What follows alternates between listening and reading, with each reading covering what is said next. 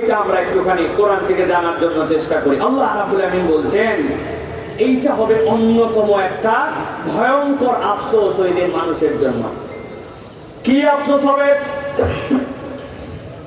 আল্লাহ সূরা হাক্কার মধ্যে বলছেন ওই দিন বান্দারা আল্লাহর সামনে আসবে, আসার পরে রব্বুল আমিন সব মানুষকে ডাকার পরে তাদেরকে আমলনামা দিয়ে দিবেন।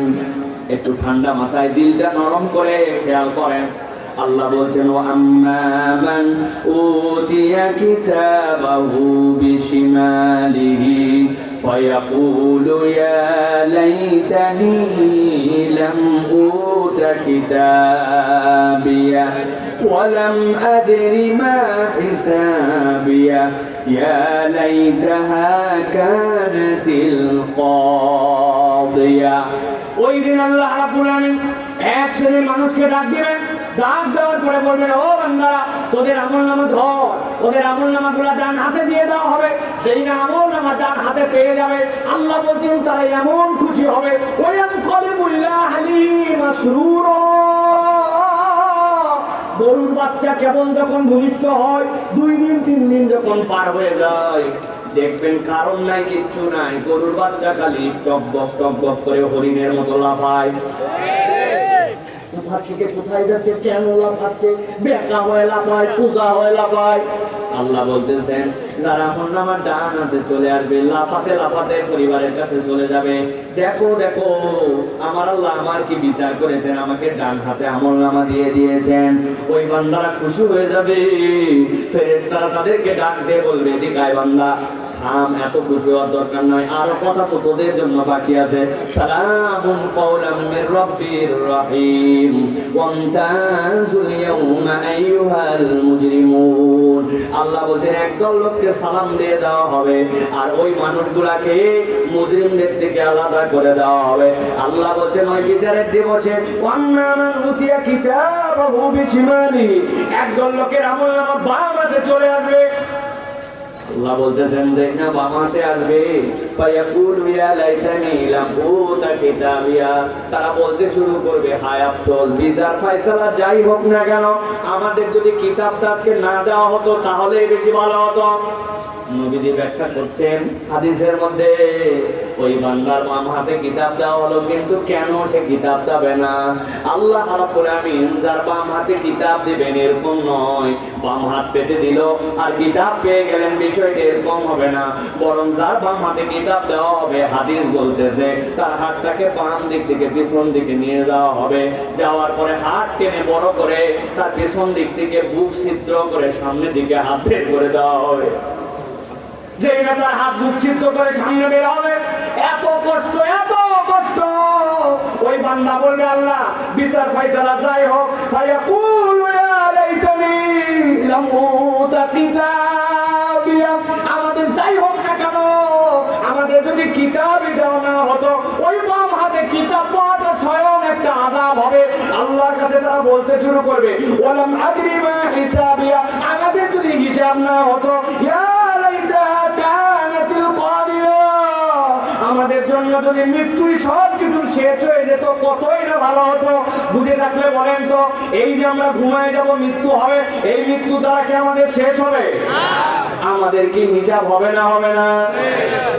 আল্লাহ বলতেছেন ওই দিনকে ভয় করো যেই দিন তোমার আমলনামা বাম হাতে আসতে পারে। সুতরাং বাম হাতে আমলনামা আমার যেন না আসে, এইটার জন্য আমার মেন্টালি প্রিপারেশন এখন থেকে নিতে হবে, আমলের জিন্দেগিতে রূপান্তর করতে হবে। আল্লাহ কোরআনুল কারীমের মধ্যে বলে দিয়েছেন ওয়াম্মা মান উতিয়া কিতাবাহু ওয়ারা যাহরি ফাসাউফা ইয়াদউ সুবুরা। এই আমলনামা বাম হাতে মানে কেবল বাম নয়, পেছন থেকে তোমার ভেদ করে যখন আমলনামা আসবে বান্দা ওই দিন বড় বিপদ হয়ে যাবে রে। ওই দিন এখনো আসে নাই, কিয়ামত এখনো হয় নাই, আল্লাহ তোর বান্দাকে বাঁচাই দিতে চায়। অতএব বান্দা আল্লাহর ভয় করে এখন থেকে যেন ডান হাতে আমলনামা আসে সেই চিন্তা কর। আল্লাহ নবী আরো ভয়ঙ্কর কথা বলেছেন, কোন বান্দা যদি মনে করে আমার আমলনামা আমাকে কেবল পড়তে দেওয়া হচ্ছে তাহলে বোধহয় আমি বেঁচে গেলাম, তাহলে সে ভুল করবে। আল্লাহ কোরআনে বলেছেন সেই মানুষগুলোকে বলা হবে ইকরা কিতাবাক কাফা বিনাফসিকা আল-ইয়াওমা আলাইকা হাসিবা। আল্লাহ যদি কাউকে বলেন কিতাব পড়, তার মানে ওই বান্দা ধরা খেয়ে যাবে। আল্লাহ যাদেরকে কেবল বাঁচাবেন, এই জন্য নবীজি সাল্লাল্লাহু আলাইহি ওয়াসাল্লাম বলেছেন আল্লাহুম্মা হাসিবনি হিসাবান ইয়াসীরা। হিসাবান ইয়াসীরের ব্যাখ্যায় মুহাদ্দিসিনে কেরাম বলেছেন আল্লাহ তুমি আমাকে বিনা হিসাবে জান্নাত দাও। হিসাব চাইলে বান্দা এক সকাল আর এক বিকালের হিসাব দিতে পারবে না। এত বড় গাড়িওয়ালা হুজুর, আপনি মনে করছেন সলিড হুজুর, বাপরে বাপরে মুত্তাকি বান্দা, কিন্তু ওনার সামনে দিয়ে একজন মহিলা চলে গেছে। শয়তানের ওয়াসওয়াসায় তার অন্তরের ভিতরে এমন কিছু জাগ্রত হয়েছে, ওইটা যদি হুজুরের কপাল দিয়া, দাড়ি পাকা মুরব্বির কপাল দিয়ে লেখা হতো, মানুষ তার দিকে সালাম তো দূরের কথা, জুতা দিয়েও তার দিকে নিক্ষেপ করতো না। চিন্তা করতো আমার জুতার অপমান করা হবে। এই লোকের মনে এই খারাপ হতে পারে।